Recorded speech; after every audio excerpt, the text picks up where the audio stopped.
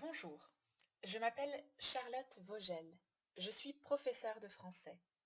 J'ai enseigné le français dans des collèges et des lycées en France et j'enseigne maintenant le français à Stockholm. Je vais vous parler de l'école en France. L'école en France est obligatoire de 6 ans à 16 ans. Elle est gratuite jusqu'à l'université. Mais la cantine est payante et on doit acheter ses livres à partir du lycée. L'école en France est aussi laïque. Cela signifie qu'elle reste neutre vis-à-vis des religions. Il est interdit de porter des signes qui montrent à quelle religion on appartient. Par exemple, le voile pour les musulmanes, une croix trop visible pour les chrétiens ou la kippa pour les juifs. Il n'y a pas de cours de religion et les professeurs doivent eux aussi rester neutres. Il existe en France des écoles publiques qui sont gratuites et laïques et des écoles privées qui sont payantes et qui peuvent être religieuses. Je vais vous parler à présent du système scolaire. Commençons par les petits, avant la scolarisation obligatoire. Les bébés et les petits-enfants de 3 mois à 3 ans peuvent aller à la crèche. Les enfants de 3 ans à 5 ans peuvent aller à l'école maternelle. Ces écoles ne sont pas obligatoires. L'inscription est conseillée, mais facultative. Ensuite, de 6 ans à 11 ans, tous les enfants doivent être inscrits à l'école élémentaire. Puis, de 11-12 ans à 15 ans, les adolescents vont au collège. Après le collège, on oriente les élèves, c'est-à-dire qu'ils prennent des chemins différents. Certains peuvent aller au lycée, d'autres iront faire un apprentissage professionnel. À la fin du lycée, les élèves passent le baccalauréat, le bac, un examen très important, dont les résultats sont affichés publiquement. Passons à la politesse et au comportement en classe. Quand on entre en classe, on dit bonjour au professeur. On ne dit pas « ouais », on dit « oui ».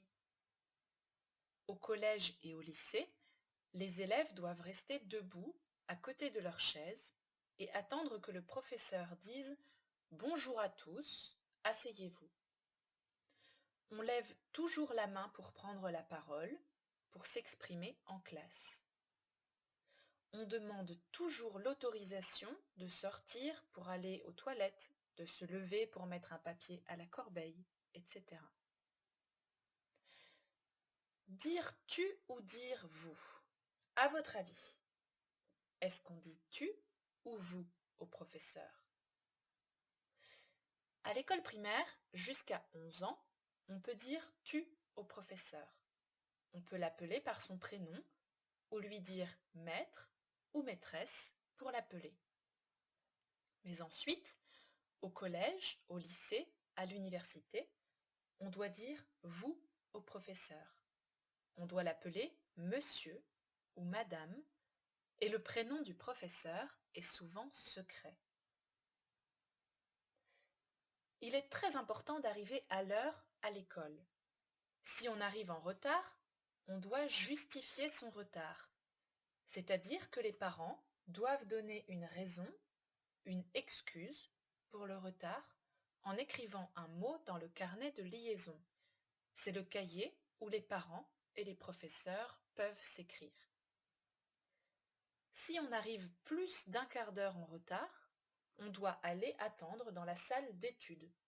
Puis, on peut rejoindre le cours suivant. Et en cas de retard trop fréquent, si on arrive trop souvent en retard à l'école, on est puni. Mais comment est-on puni à l'école? Quelles sont les punitions possibles?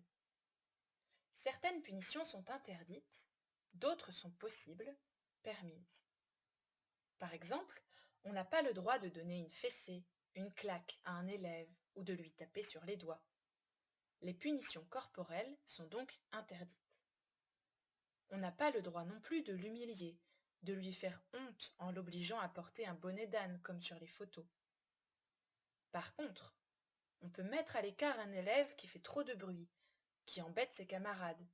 On peut le mettre au coin, l'empêcher de participer à une activité le temps qu'il se calme. On ne doit pas donner un 0, une mauvaise note à un élève à cause de son comportement. On peut téléphoner aux parents, leur écrire un mot dans le carnet de liaison, leur demander un rendez-vous. On ne doit plus donner aux élèves des lignes à copier, c'est-à-dire, par exemple, demander de copier 100 fois « Je ne dois pas bavarder en classe ». Mais on conseille aux professeurs de donner plutôt un devoir supplémentaire, un exercice en plus, ou un texte à écrire à la maison. On peut aussi donner ce devoir supplémentaire à faire à l'école, en dehors des heures habituelles. Ce sont des heures de retenue ou heures de colle. L'élève doit rester après ses cours ou revenir le mercredi matin, même s'il n'a pas de cours. Si un élève a écrit sur un mur, s'il a collé son chewing-gum sous la table, s'il a cassé quelque chose à l'école, on peut lui demander de réparer sa bêtise.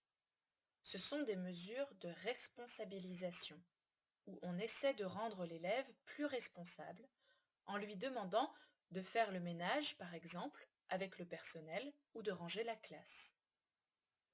Enfin, en cas de violence ou de gros problèmes de comportement, les professeurs et la direction de l'école se réunissent et ils peuvent décider d'une exclusion de l'élève, temporaire ou définitive.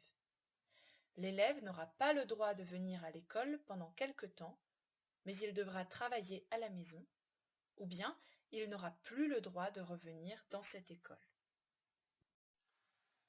Bon, toutes ces punitions, ça peut faire peur. Mais les professeurs n'aiment pas donner des punitions. Ils préfèrent donner des bons points pour les petits. Ce sont de petites images, par exemple, qu'on peut collectionner. Les professeurs préfèrent donc récompenser, féliciter. Et puis, on aime aider, on aime encourager. Et surtout, on aime passionner, allumer l'intérêt, réveiller les passions, développer les compétences et les intérêts. On cherche à faire de l'école un lieu d'enseignement et de partage, un lieu d'égalité et de respect, un lieu où chacun puisse grandir et apprendre avec les autres.